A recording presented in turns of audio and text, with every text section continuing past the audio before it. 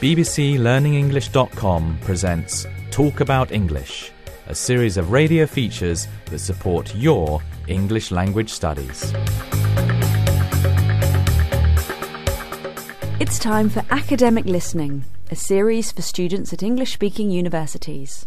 Join Susan Fern and members of the World Service Class of 2001 for more on the art of understanding a lecture.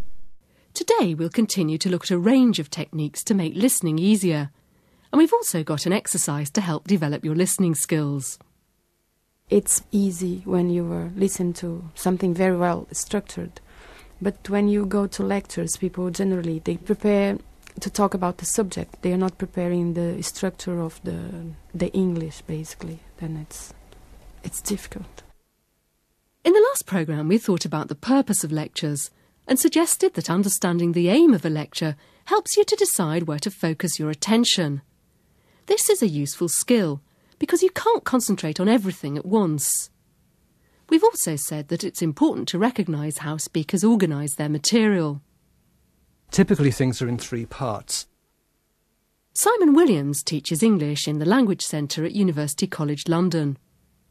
There's a kind of introduction giving the purpose and background to the topic and the plan of the lecture, the body of the lecture in which examples are given, perhaps ideas outlined and contrasted, and then a conclusion in which the various ideas are evaluated and perhaps the lecturer gives their own opinion about which one is more valuable or useful in different ways.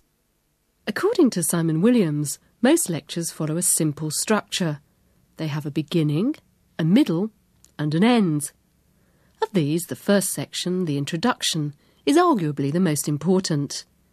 This is because it's where the speaker sets the scene and outlines the content of their talk. There may be a series of announcements before and after the main part of the lecture.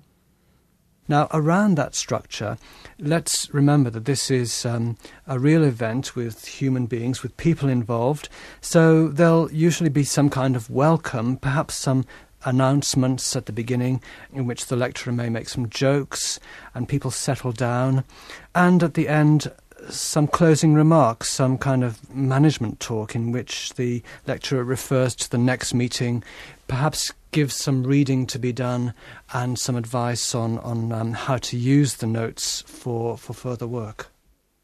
Anna from Brazil is studying architecture at the University of London. She's familiar with this kind of structure and agrees that the introduction provides useful clues to the speaker's particular standpoint. It also shows how they intend to develop the topic during the lecture. They used to give an introduction of their theoretical background and how they are kind of managing to think and to conceptualize the problems they are discussing. And then they usually show a couple of examples and then they just go to a conclusion, which is mainly theoretical or even of the sort of the way people are occupying the space and helping the audience to understand what they are talking about and what the points are. It's a good idea then to assume that your lecturer will organise their talk in this way. Simon Williams says it's also useful to think about the content and structure of the lecture from another point of view. He points out that most lecturers approach their material in one of three ways. In the first, the lecturer presents a sequence of events in the order of happening. The most familiar to all our listeners, I think, will be chronological. That's rather like a biography or perhaps an autobiography. It's starting early on in time and finishing late. Perhaps, for example, telling somebody's life story. And in the same way, describing a process, how something works or how an experiment is conducted, also follows that chronological order through time. And we intuitively recognise that when we're reading or listening, and it's reassuring. We know what to expect. We can anticipate what's going to come next. Secondly, Simon Williams refers to the type of lecture where speakers look at different aspects of a topic or present a number of theories about it.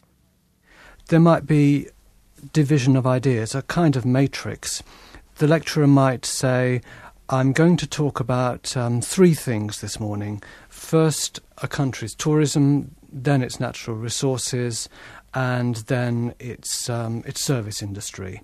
So we know that we're going to have 3 main sections.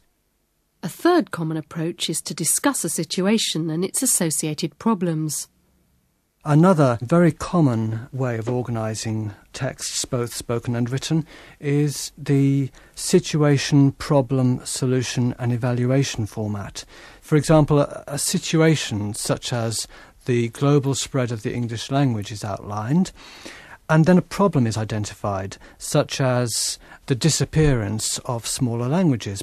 Then a solution might be offered, maybe to legislate against using this advancing language, against using English, and making sure that the smaller local languages are used.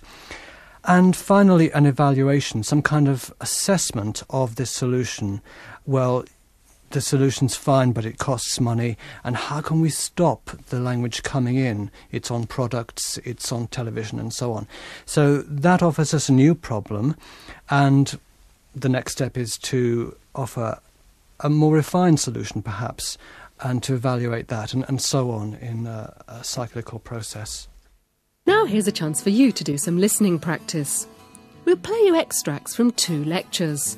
In both cases, you'll hear the introduction. And I'd like you, quite simply, to identify which approach the lecturer is taking. The first lecture's about politics in Britain. How does the speaker structure her talk? OK, good afternoon everybody. Today I'm going to lecture to you about politics in the UK, or the British system of government. Now, Parliament in the UK actually has 3 parts. First of all, we have the Queen, or the monarch, Queen Elizabeth, so that's one part. Secondly, we have the House of Lords, and thirdly, we have the House of Commons. So those 3 together make up Parliament. The Queen, the House of Lords, the House of Commons. OK, first of all today, I want to talk about the role of the monarch, or the role of the Queen. In the UK, we have what's called a constitutional monarchy. The structure there is what Simon Williams calls division of ideas. The speaker intends to divide her talk into 3 sections, considering the roles firstly of the Queen, then of the House of Lords, and finally of the House of Commons. Now here's part of another lecture about urbanisation, where countryside areas become more like towns. Which approach does the lecturer take? Chronological, division of ideas, or situation, problem, solution, evaluation? Today I want to discuss problems of urbanisation. In particular, I want to talk about those problems which are peculiar to developing economies, and to discuss 3 possible policies which could be used to control or to stem uncontrolled urbanisation in developing countries. Well, the answer was to be found in the very first sentence.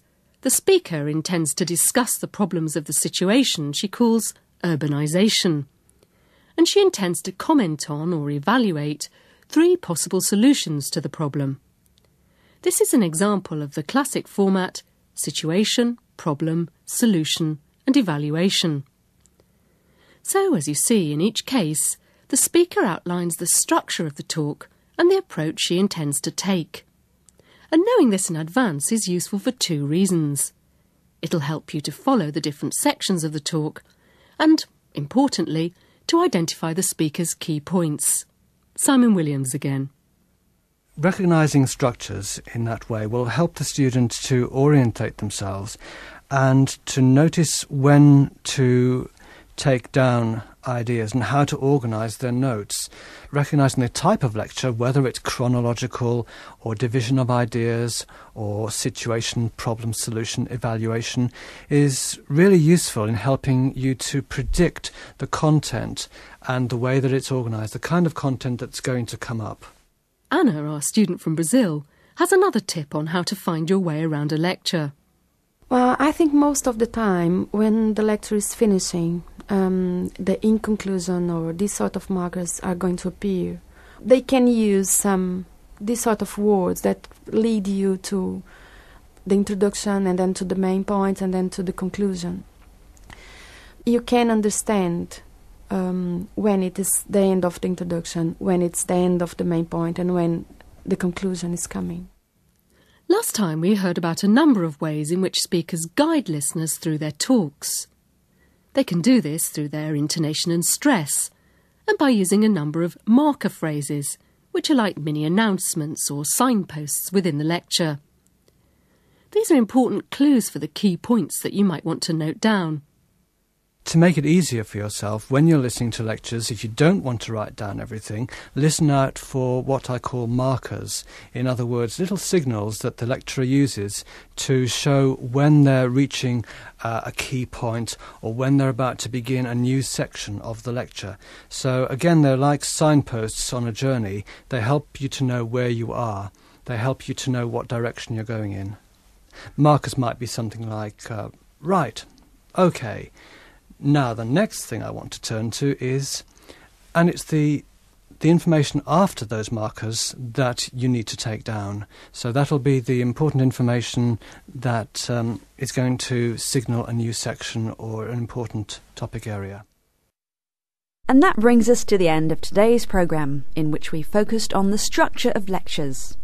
We've discovered that knowing what the lecturer is going to talk about, knowing when they're moving from one point to the next, and when they're starting the individual sections of their lecture will help you understand it better. In the next programme, we'll focus more closely on the important introductory section of a lecture. That was Talk About English from bbclearningenglish.com.